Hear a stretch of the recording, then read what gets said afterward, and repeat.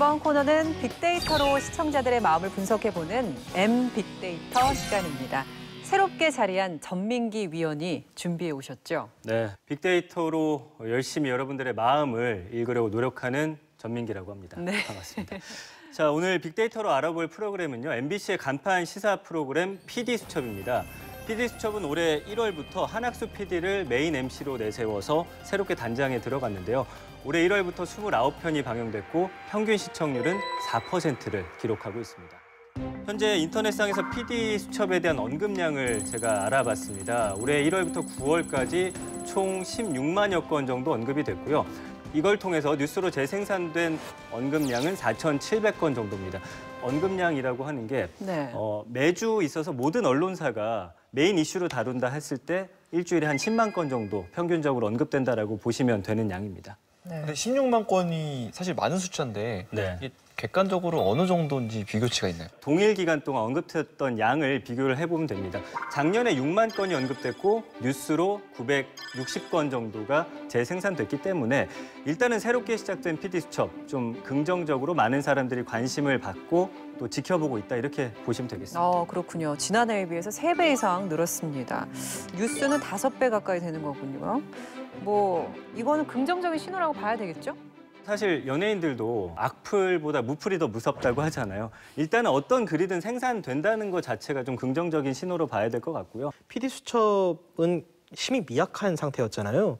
사회적인 이슈를 다루는 심층 보도 프로그램이다라고 하면은 제일 첫 번째로 꼽는 게 SBS 그것이 알고 싶다. 네. 그 다음에 꼽는 것도 JTBC 이규현의 스포트라이트 이런 식으로 순서로 갔었거든요. 많은 사람들이 PD수첩 아직도 해? 라는 이야기를 할 정도였거든요. 그런데 요새는 그래도 사람들이 야, 너 어제 PD수첩 봤어?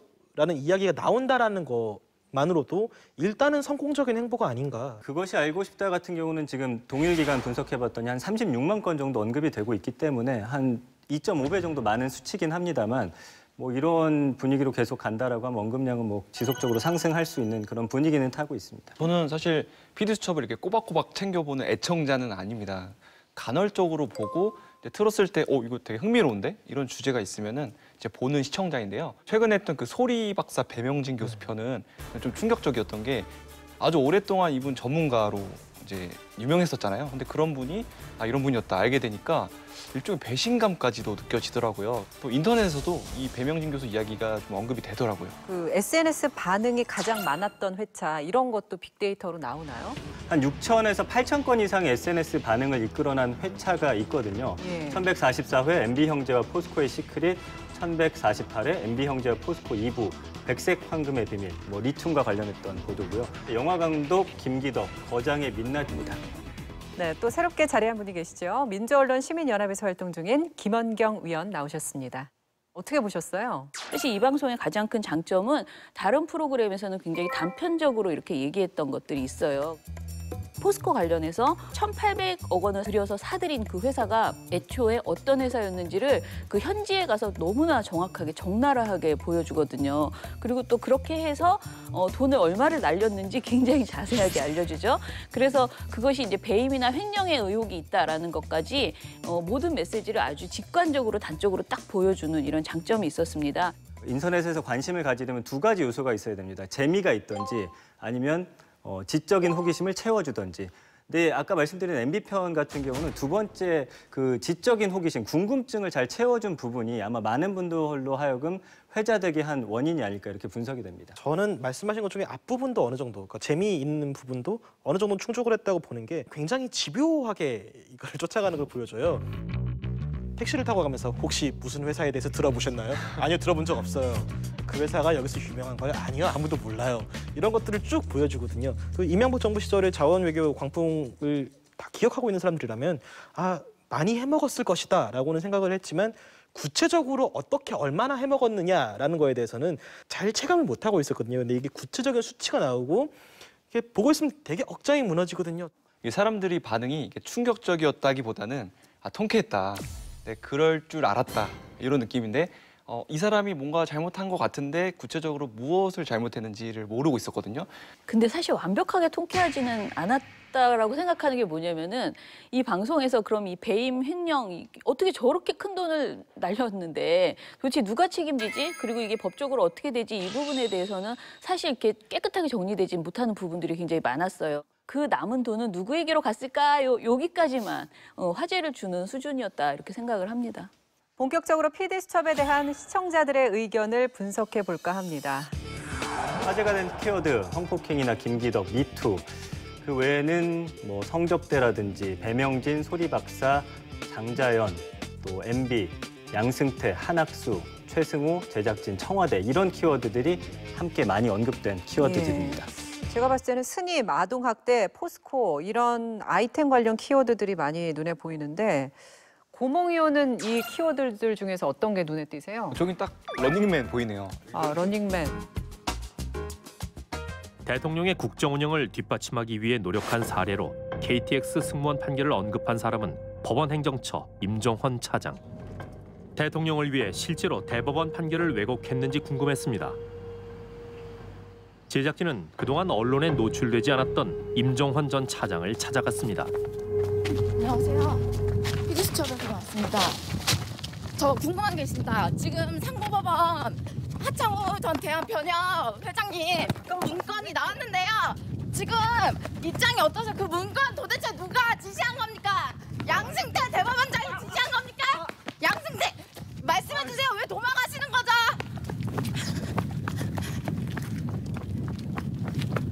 청와대 뒷거래로 재판을 이용했다는 사실에 대해 어떻게 생각하십니까?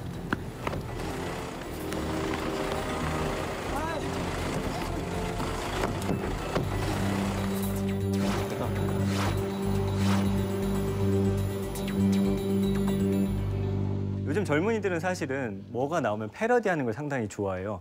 이 모습이 마치 예능의 런닝맨 같았다라는 글과 함께 굉장히 많이 화제가 됐고요. 예고편도 사실은 이 장면 때문에 이 언급량 순위를 보시면 예고편이 10위 안에 들어가 있습니다.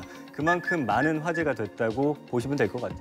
제 기억으로는 저 영상을 보고 그 하루 중에 제일 크게 웃었던 것 같아요. 정말 재밌게 웃었고 좀 놀라운 점이 SNS에서 이게 엄청 돌아다녀요, 동영상이.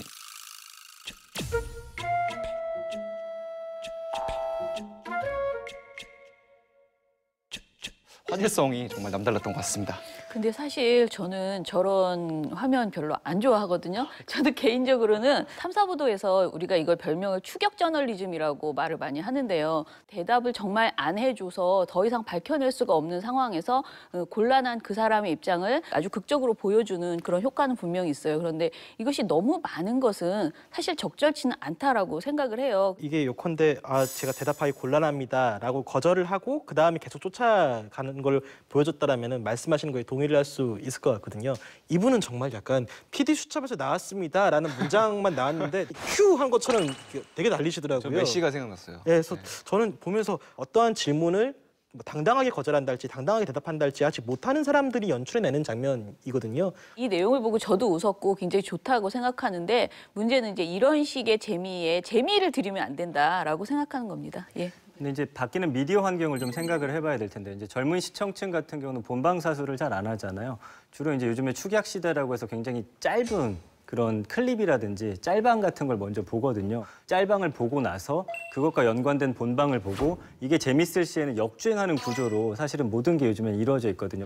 일단 컨텐츠는 양질의 컨텐츠를 만들어야겠지만 이것을 많은 사람들이 보지 않는다라고 하면 큰 의미는 없다고 봐요. 그래서 그 사람들을 끌어들이는 것 역시 PD수첩의 몫이 아닐까라는 고민을 해봤습니다. 네. 김원경 위원님은 어떤 키워드가 눈에 띄셨나요? 한학수 PD님 지금 이제 앵커시죠, 진행자. 심지어는 아예 제작진이라는 키워드도 있어요.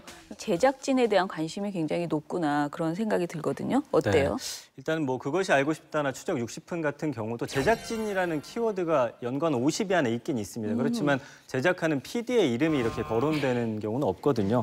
그래서 이 제작진의 이름이 거론되는 이 PD수첩 인물 연관어 순위를 보면은 6위가 한학수 PD, 7위가 최승호. PD수첩을 예전부터 좋아했던 분들은 다 아시겠지만 이 두 분이 황우석 줄기세포 네. 논문 조작 사건 그거로 굉장히 유명한 분들이기 때문에 더더욱이 그렇지 않을까 싶습니다. 프로그램을 상징하는 PD들이 프로그램의 메인 MC가 돼서 그 앞에 나와서 시청자들을 직접 마주한다는 것이 이 PD 수첩의 가장 핵심적인 특징이라고 생각을 하는데요. 그만큼 자기가 보도 내용에 자신이 있고 이거를 문제 생길 시에 내가 책임을 질 수 있다라는 어떠한 각오라고 해야 될까요? 그런 거를 좀 보여주는 요소가 바로 이 PD 저널리즘이라고 생각을 해서요. 저는 PD수첩을 워낙 좋아했던 추억이 있는 그런 세대여서 그런데 젊은 친구들이 보기에는 한학수 PD가 좀 답답하고 무겁고 PD수첩 전체 컨셉이 굉장히 고루하다라는 생각을 갖는 분들도 많더라고요.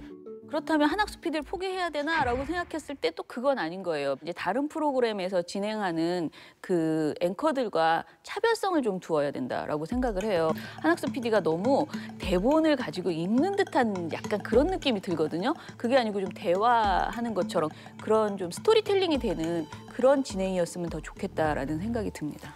사실 그것이 알고 싶다와 비교를 하는 건 약간 좀 그 한학수 PD님한테 너무 가혹한 이야기일 수도 있다는 생각이 좀 들어요. 조금 워낙에 이제 훌륭한 배우가 진행을 하기도 하고 또 스토리텔링 구조도 완전히 다르잖아요. 이 한학수 PD 연관어 3위가 칼이라는 키워드예요. 탐사 보도가 무사의 길이라고 생각한다. 그래서 칼 잡고 보도한다고 한다. 큰 칼 쥐었으니 큰 도둑을 잡겠다.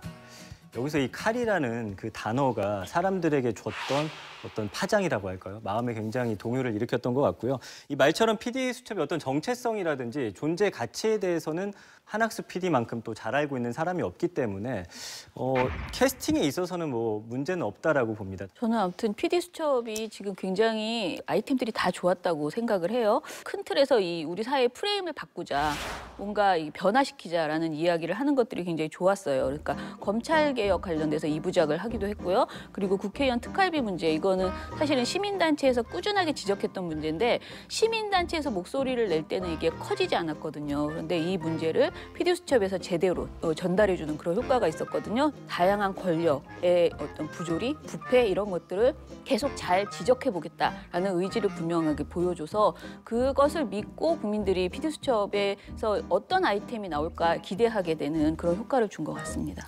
약간 아쉬운 건 전반적인 키워드에서 느껴지는 권력의 어떤 과거사를 파헤치는 방향으로만 좀 포커스가 맞춰져 있다. 사회가 다원화되면서 다양한 정체성을 가진 사람들 사이에 갈등이 굉장히 첨예하게 벌어지고 있다라는 부분이 되게 시급한 문제라고 생각하거든요. 뭐 성 정체성이랄지 빈부격차 혹은 뭐 여성과 남성의 젠더 대결, 국적, 최근에 난민 문제 같은 것도 굉장히 뜨거운 사안이었고요. 지금은 좀 지나치게 검찰 권력, 뭐 과거 청와대 좀 굵직굵직해 보이는 네, 큰 칼 너무 들어서 이 거대감론만 논하는 느낌. 다른 여러 가지 문제들 다 되게 중요한데요. 저는 아직은 적폐가 굉장히 많다고 생각해서 그 주제를 좀 더 했으면 좋겠다. 이건 전 개인적인 생각입니다. 네. 큰 도둑 먼저 잡고 네네. 아, 그렇군요. 전민기 위원, 네. 이 시청자들의 의견을 좀 더 직접적으로 들을 자료도 있을까요? 이 연관어는 명사로 떨어져서 예를 들면 손정은 아나운서다 하면은 탐나는 TV처럼 이렇게 연관어들이 뜨고요. 그다음에 손정은 아나운서 예쁘다, 형용사라든지 뭐 동사 이런 것들 긍정 감성어, 실물로 봤더니 별로 이런 이제 부정 감성어로 뜰 수가 있는데 그런 것들을 이제 모아놓은 거예요. 긍정 감성어를 먼저 보면은 신뢰, 믿는다, 옳다, 신중하다, 남다르다, 잘 만들다, 기대되다라는 단어 볼 수 아, 있고요. 이게 긍정 언어라고요? 그렇죠. 부정 감성을 보면은 어렵다, 모르겠다, 딱딱하다, 뭐 실망하다, 낯뜨겁다, 소름 끼치다, 적폐 이런 단어 볼 수 있거든요. 그러니까 다시 돌아온 PD수첩에 대한 강점에 대해서 긍정 감성어들로 평가를 해주고 있고 이 어렵다, 딱딱하다처럼 PD수첩 형식에 대한 지적이라든지 아니면 충격, 낯뜨겁다 이런 키워드에서는 자극적인 재현과 또 아이템에 대한 좀 지적이 나오는 게 아닌가 분석이 됩니다. 어렵다, 딱딱하다, 모르겠다 이런 키워드에 대해서 어떻게 생각하세요? 전 공감하고요. 이제 PD수첩의 컨셉 자체가 좀 감정을 배제한 채 팩트를 전달하려는 의도가 있어요. 그러다 보니까 전달 사항에서 좀 어렵게 느껴진 것 같습니다.